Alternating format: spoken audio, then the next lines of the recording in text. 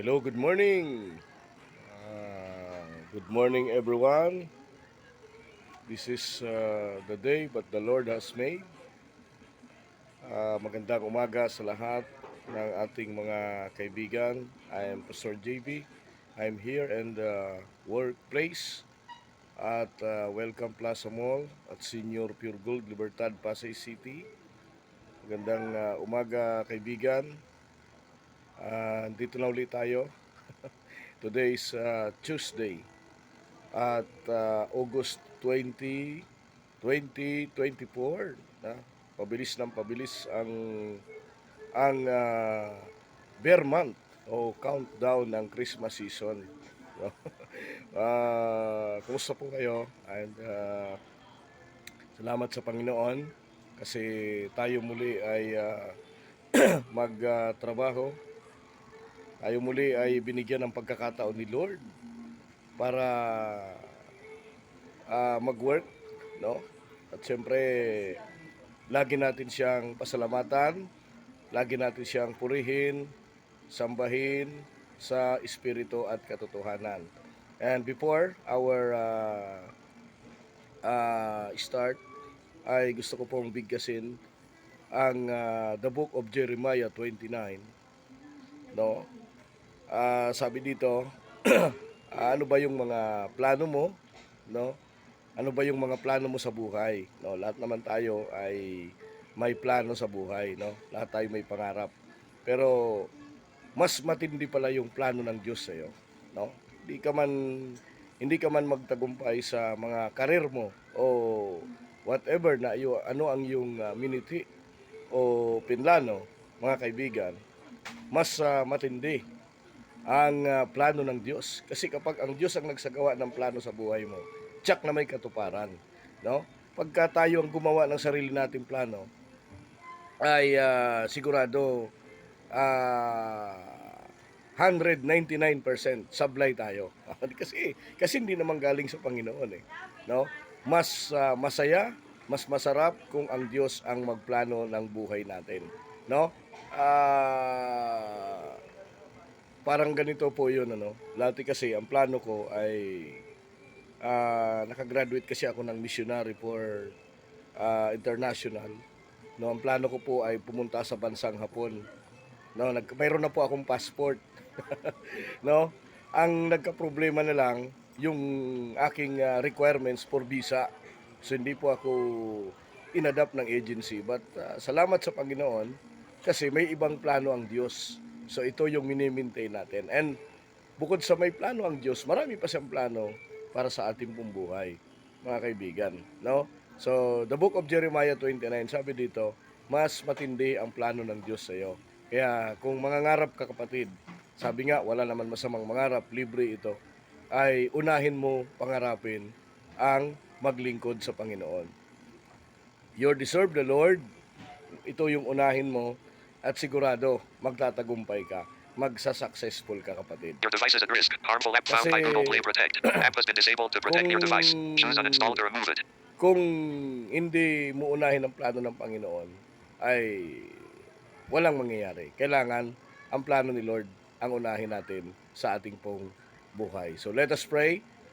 Father, we thank you, Lord, this morning. Salamat po, Panginoon, sa aming po mga buhay.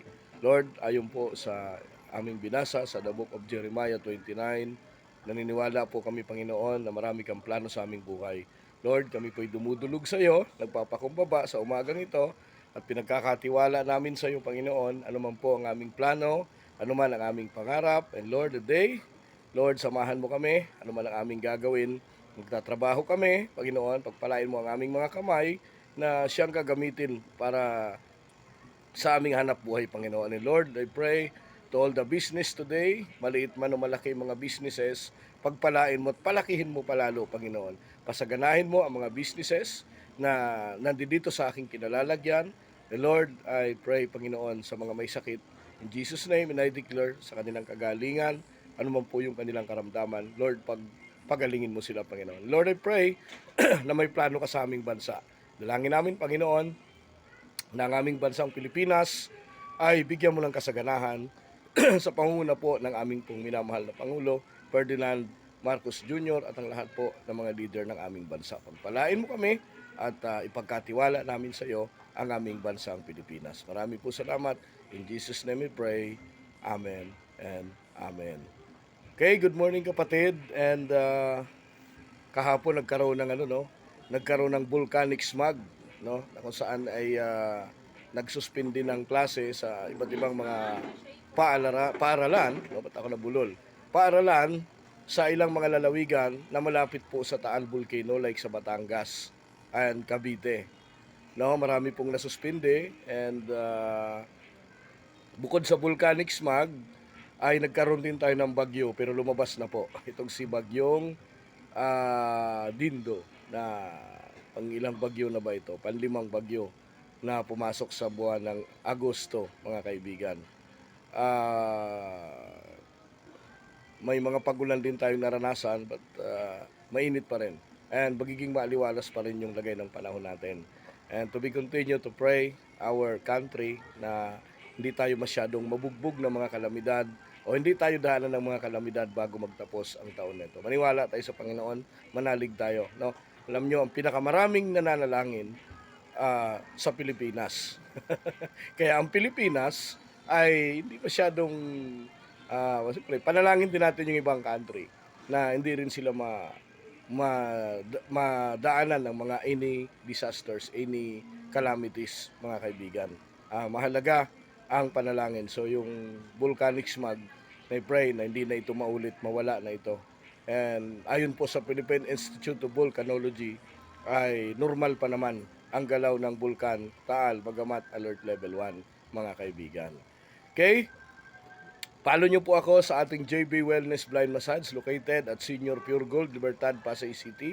Please call telephone number 0949-410-0259. Ulitin ko lang, 0949-410-0259. Bisitahin po ang ating website, JB Wellness Blind Massage, located at Senior Pure Gold, Welcome Plaza Mall, 2nd floor at Libertad, Pasay City. No? Nag-home service din po ako. Ayan, please, pakitulungan naman po and please support. No, salamat po sa mga nag-share. Salamat po sa mga nagpo-post, tumutulong, sumusuporta. Salamat po sa lahat.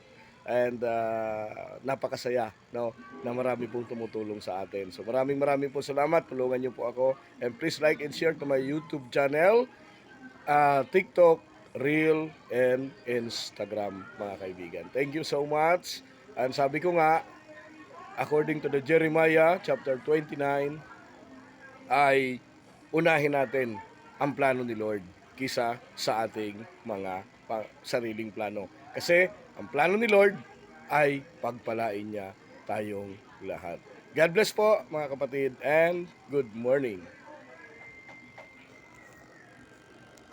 Back button with tab again.